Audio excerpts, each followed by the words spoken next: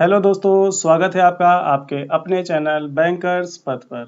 जैसा कि मैंने आप लोगों से कहा था कि मैं आप लोगों को आने वाले RRB PO clerk and SBI clerk mains exam के प्रिपरेशन की स्ट्रेटजी बताऊंगा।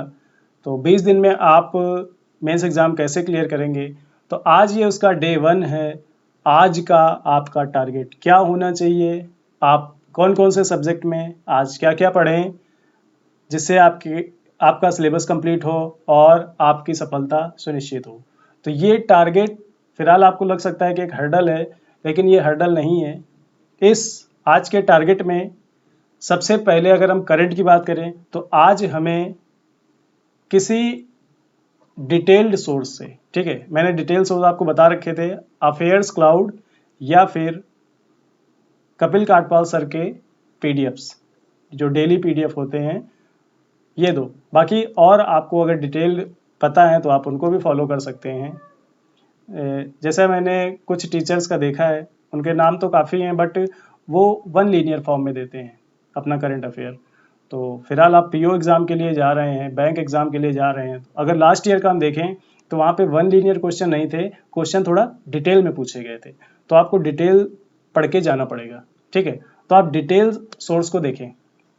तो हमें 4 महीने के लास्ट 4 महीने का जो करंट अफेयर है वो डिटेल पढ़ना है, और उसके बाद जो आगे के 2 महीने हैं उनको ऊपर ऊपर पढ़ना है किसी भी मैगजीन से। कई सारी मैगजीन आती है, जैसे ऑलीवुड का बोल्ट आता है, ठीक है, अड्डा का द हिंदू रिव्यू आता है, एंड ग्रेडअप का टार्नेडो करके शायद आता है, ठीक है, जीके टार्नेडो या करंट अफेयर, तो जो भी आता है। तो इनसे आपको, मतलब इन मैगजीन को पढ़ लेना है, जो भी आपकी 50 60 70 पन्ने की होती है, आपको उससे देख लेना। बस आपको मेन मेन हाईलाइट आ जाएंगे, क्योंकि लास्ट के 2 मंथ से ज़्यादा क्वेश्चन नहीं आते, ठीक है। जो रिसेंट 4 मंथ होंगे इनसे तो आपके, मतलब जो आपका 80% पेपर होगा, 80% जो पेपर में करंट अफेयर आएगा वो इन्हीं 4 महीने से आएगा, और 20% या 10% लास्ट के 2 मतलब आगे के 2 मंथ से आएगा। तो फिलहाल आप उनको ऊपर ऊपर कर लें, वो आपके लिए सही होगा, ठीक है। और इनमें से भी आपको जुलाई अगस्त और सितंबर, ठीक है, 20 सितंबर तक का एक करंट अफेयर तैयार करना है अगर आप आरआरबी पीओ एग्जाम के लिए जा रहे हैं।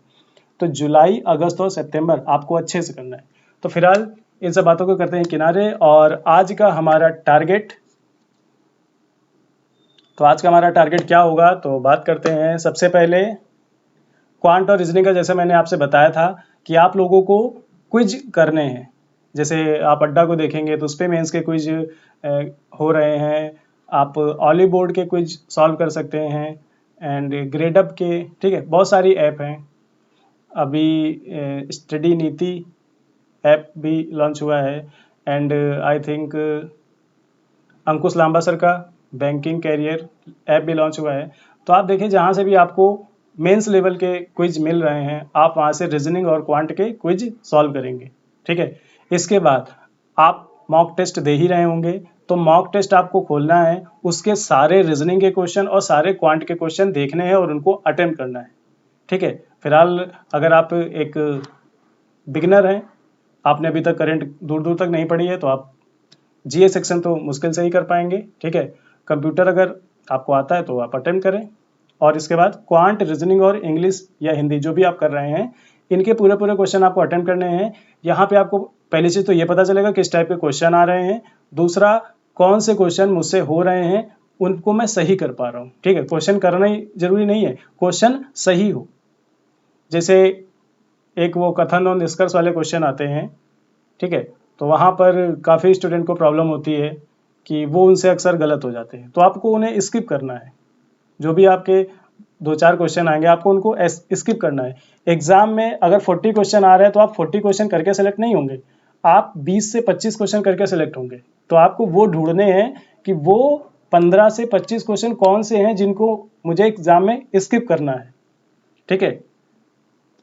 उन पे हमें एग्जाम में टाइम वेस्ट नहीं करना। तो आप रीजनिंग और मैथ के लिए क्विज सॉल्व करेंगे आज की डेट में मेंस के, और मॉक देंगे जहां पे आप सारे सारे क्वेश्चन अटेंड करेंगे। इसके बाद करेंट अफेयर, आज आप 1 अगस्त से लेके 10 अगस्त तक, ठीक है। 1 अगस्त से लेके 10 अगस्त तक डे वाइज जो PDF होती हैं उनको आप पढ़ेंगे, ठीक है। मुश्किल से आपको 2 घंटे लगेंगे, तो 2 घंटे मतलब हमने बहुत ज़्यादा बता दिया, 2 घंटे आपको 2 घंटे इन करंट अफेयर को देने हैं, ठीक है। मतलब अगर आपने एक न्यूज़ पढ़ी, उसमें किसी मंत्रालय का नाम आया, तो उस मंत्रालय के मंत्री कौन हैं, ठीक है। किसी ऑर्गेनाइजेशन का नाम आया, तो वो ऑर्गेनाइजेशन कहाँ है, कब उसको इस्टेब्लिश किया गया, उसका हेडक्वार्टर कहाँ है, उसके CEO या फिर जो हेड होते हैं वो कौन है, तो ये सब आपको पढ़ना है। ये आपका स्टैटिक पार्ट है, ठीक है। तो एक न्यूज़ आप पढ़ेंगे, उससे रिलेटेड जितना स्टैटिक पार्ट होगा वो भी आपको देखना है। अगर किन्हीं 2 देशों के बीच में समझौता हुआ है, तो उस देश की करेंसी क्या है, उस देश की कैपिटल क्या है, वो भी आपको देखने हैं, ठीक है। तो 1 अगस्त से लेके 10 अगस्त तक का करंट अफेयर आपको आज करना है, ठीक है। 1.5 से 2 घंटे का ये आपका टारगेट है, आपको इसको करना है। इसके बाद कंप्यूटर में आपको कंप्यूटर में आज पढ़ना है history of computer and computer generation, ठीक है। जैसे कंप्यूटर की हिस्ट्री क्या है, किसने कंप्यूटर खोजा, ठीक है। फिलहाल ऐसा क्वेश्चन अब एग्जाम नहीं आते, लेकिन फिर भी आपको पढ़ के जाना है।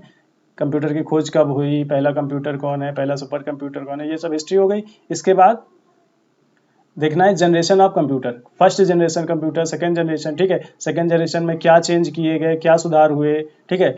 उसके एग्जाम्पल कौन कौन से, फिर थर्ड जनरेशन, फोर्थ जनरेशन, ठीक है। तो आपको जनरेशन ऑफ कंप्यूटर देखना है।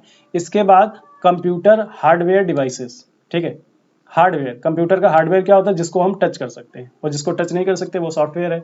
तो हार्डवेयर में monitor, printer and keyboard, mouse, ठीक है। तो आपको कंप्यूटर हार्डवेयर डिवाइसेस पढ़ना है पूरा, और history of computer and generation of computer, ये आपको पढ़ने हैं आज।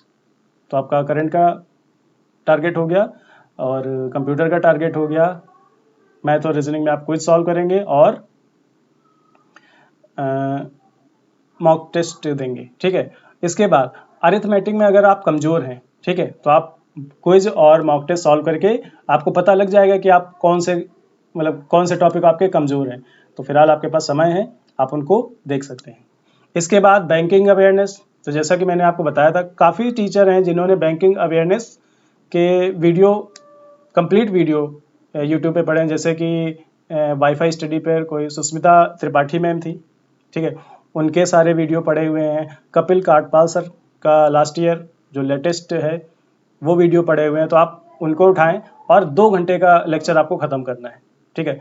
अगर कपिल काटपाल सर के वीडियो की बात की जाए तो शायद 12-13 घंटे का पूरा लेक्चर है, पूरी बैंकिंग अवेयरनेस 12-13 घंटे में उन्होंने कंप्लीट की है।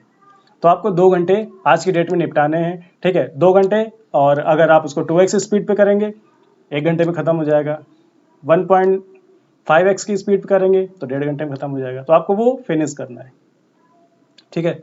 तो ये रहा आज का आपका टारगेट।